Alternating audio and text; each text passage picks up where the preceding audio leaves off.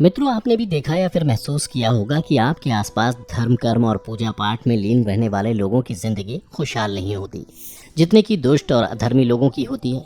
और ये सब देखकर आपके मन में भी कभी न कभी ये सवाल जरूर उठा होगा कि आखिर अच्छे लोगों के साथ बुरा क्यों होता है। परंतु आज के अधिकतर जनमानस इस रहस्य के बारे में नहीं जानते, जिसका सबसे बड़ा कारण है कि वे धर्म ग्रंथों को सही से पढ़ते नहीं या फिर उसमें लिखी बातों पर विश्वास नहीं करते।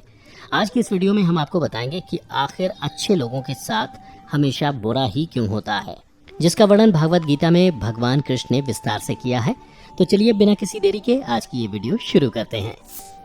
धर्म ग्रंथों में भागवत गीता एक ऐसा धर्म ग्रंथ है जिसमें मनुष्य के मन में उठने वाले हर प्रश्न का हल विस्तार से बताया गया है।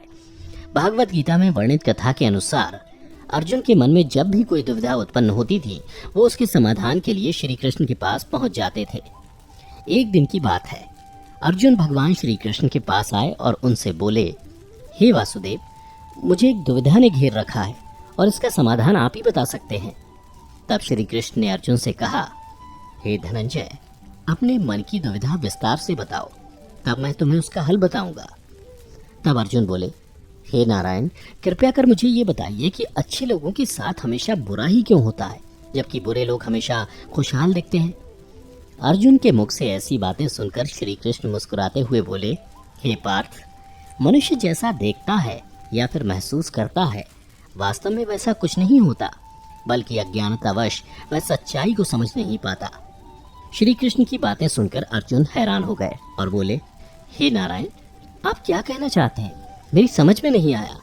तब श्री कृष्ण बोले, अब मैं तुम्हें एक कथा सुनाता हूँ, जिसे जानने के बाद तुम समझ जाओगे कि हर एक प्राणी को उसके कर्म के हिसाब से ही फल मिलता है। अर्थात जो बुरा कर्म करता है उसे बुरा फल मिलता है और जो अच्छा कर्म करता है उसे अच्छा फल मिलता है, क्योंकि अच्छे कर्म और बुरे कर्म तो मनुष्य पर निर्भर करता है। प्रकृति प्रत्येक को अपनी राह चुनने का मौका देती है। अब इसका फैसला करना कि वो किस राह पर चलना चाहता है, ये व्यक्ति विशेष की इच्छा पर निर्भर करता है। फिर कथा सुनाते हुए श्री कृष्ण बोले, बहुत समय पहले की बात है, एक नगर में दो पुरुष रहा करते थे।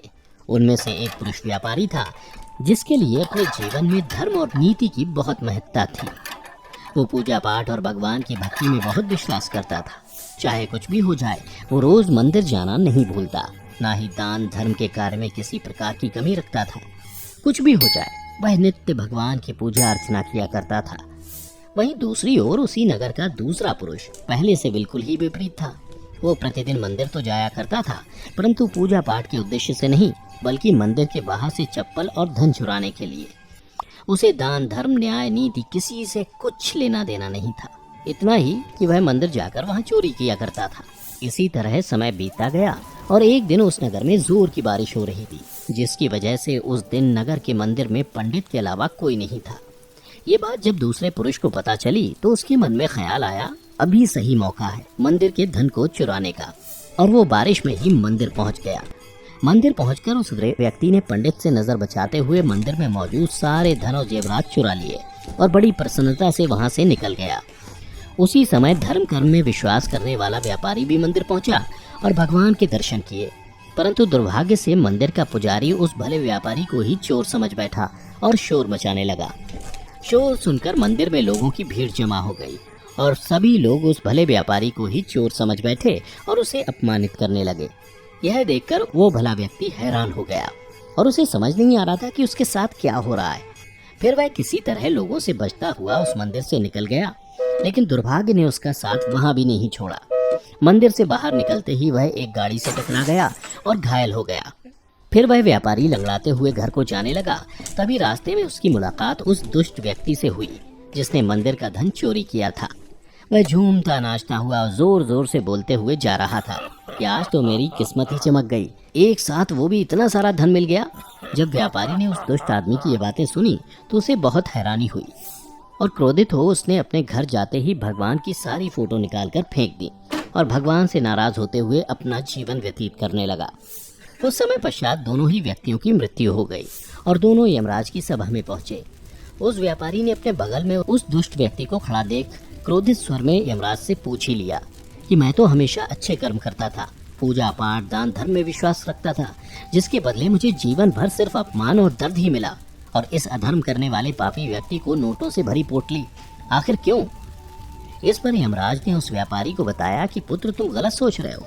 जिस दिन तुम्हें गाड़ी से टक्कर लगी थी, वास्तव में उस दिन तुम्हारे जीवन का आखिरी दिन था, परंतु तुम्हारे किए गए अच्छे कर्मों के कारण ही तुम्हारी मृत्यु एक छोटी सी चोट में परिवर्तित हो गई। और इस दुष्ट व्यक्ति के बारे में जानना चाहते हो तो पुत्र, दरअसल इसके भाग्य में राजयोग था, जो कि इसके दुष्कर्म और अधर्म के कारण एक छोटे से धन की पोटली में परिवर्तित हो गया।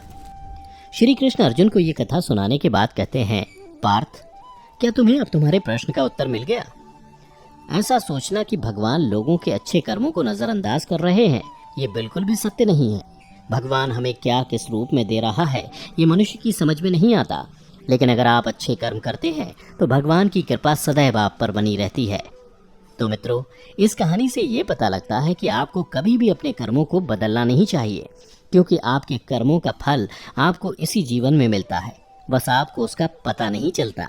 इसलिए मित्रों, मनुष्यों को चाहिए कि वह हमेशा अपने जीवन में अच्छे कर्म करते रहें, क्योंकि श्री कृष्ण ने गीता में भी बताया है कि किसी के द्वारा किया गया कर्म बेकार नहीं जाता, भले ही कर्म अच्छा हो या फिर बुरा।